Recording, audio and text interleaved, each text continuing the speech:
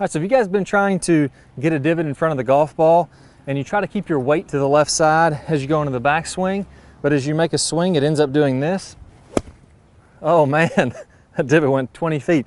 That is the most frustrating shot in golf. I came in very steep. I hit hard behind the golf ball.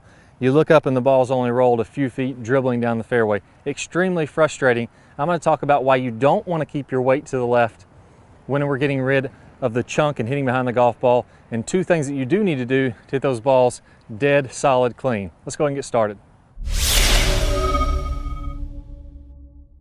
All right guys, so there's two main things that I see when people are struggling hitting behind the golf ball time and time again. So the first is, as I set up this golf ball, my weight is falling away from the target.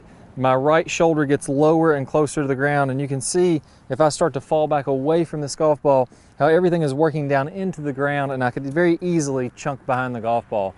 We obviously don't want to do that. Now, what usually leads to this is when people try to keep their head still or try to stay stacked over top of the golf ball, a lot of times there's always a cause and effect in golf. So whenever I'm trying to stay to the left, a lot of times I'll fall to the right. Let me give you a good example of this.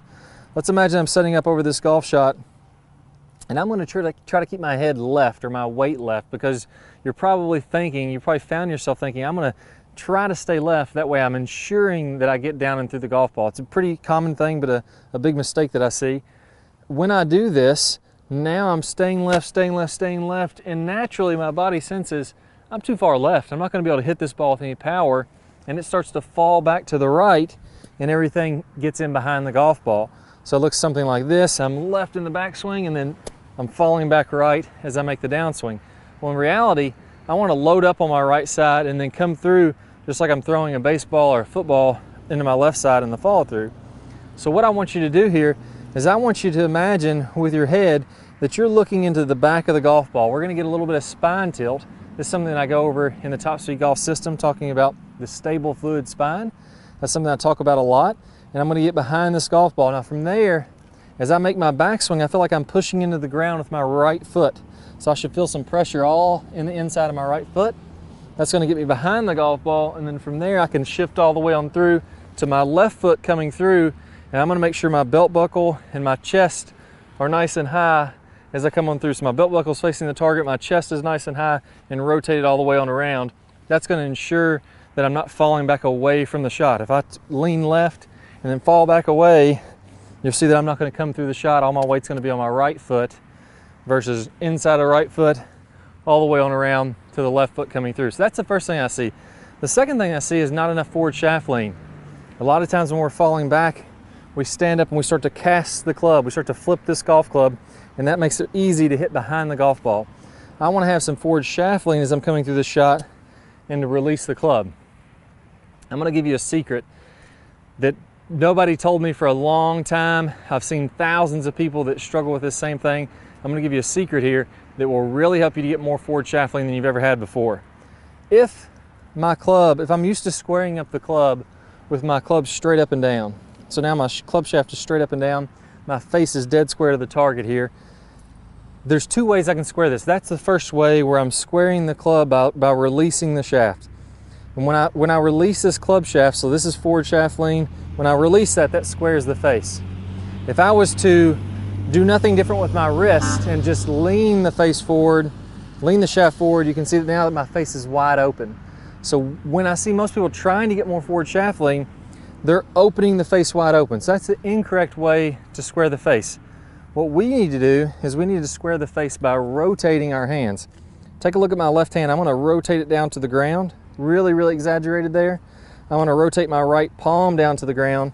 And when my club's parallel with the ground, you're going to see this leading edge exaggerated pointing down to the surface here. And that's going to really get me to close that face. If I was to do that and then have the flip, look how left my face is going. My face is going so far left, that ball is going to shoot almost at a 45-degree angle straight to the left. I'm obviously not going to want to do that, and I square up the face by getting forward shaft lean. Notice how my hips are nice and open as I'm doing that too. So I want you to go ahead and do this two-step drill. Number one, I'm going to rotate the face down as it's parallel with the ground in the downswing. Number two, I'm going to pause at impact with the face square behind the ball, tons of forward shaft lean, and we can see that's nice and squared up. Put both these drills together. I'm gonna do 100 reps going to the inside of my right foot, looking down at the back of the ball, and then swinging all the way through to the left. I'm gonna do 100 reps getting this club face closed, pausing, hips open, lots of forward shaft fling, face dead square.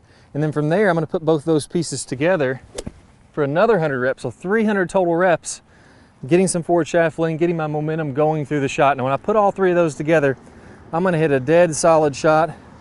I'm gonna take a nice little divot in front of the golf ball, and it's gonna feel a whole lot better with a lot more forward shaft fling. Let's go ahead and try it out. There we go. Got a little bit of a divot, kind of roughed up the turf in front. You can hit down a little bit harder if you have a tendency to kind of fall back and hit behind the golf ball, but you can definitely see I was coming down and through. I got the ball first, and then I caught the turf in front of that golf ball. So go ahead and work on those drills, get those practice reps in. It's really gonna help you guys out. I'll see y'all soon. All right guys, hope y'all really enjoyed this video. If you did, I got a great bonus for you. I'm gonna include one of my #1 videos, a preview of my #1 video on increasing your lag, and it's all in the takeaway and getting the proper amount of wrist set. So I'm gonna play a preview of that video. It pops up here in a second. If you wanna see that entire video, plus you're gonna get 5 videos from our Top Speed Golf system, go ahead and click the link that pops up in your screen or down below in the description if you're on a mobile device. So if you're on a mobile device, open up the description below and you can click the link there. Good luck to you guys. If you have any questions, post them in the comments below. Be sure to click that thumbs up button. That really helps us to grow the channel. And also remember to subscribe. That way you'll see our latest videos. I'll see y'all in the lag video. Hi guys, and welcome back. I'm Clay Ballard, and in today's video we're going to talk about one of the absolute worst drills for creating lag. It's a very common drill that I see. And in this drill, what we're going to do is we're going to set the wrist very early to create an angle of lag, and then we're going to try to hold this throughout the swing. It's one of the worst things that you can do to build lag. I'm going to talk about the science behind why this is the case, and I'm also going to give you a great drill to help you improve your lag, all in this video. Let's go ahead and get started. If I do it this way versus holding that position, exact same thing happens when we're building lag in the golf swing. So what we want to do is throughout the swing, I want to have a very low and wide takeaway.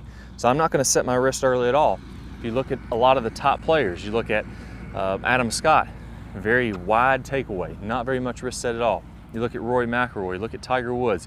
All these players are using a wide takeaway and not getting very much wrist set, so that later in the swing, as we start down, we can increase this wrist set, and we're really only going to max out this angle of lag for a split second in the downswing. Okay, so a 3-step drill here. Now, as we get started with this, I want to remind you that the fulcrum in this golf club for getting a massive amount of lag is right at the end of the golf club. This is where I want my hinge point to be. I want to use the full length of this club to build lag and then release lag.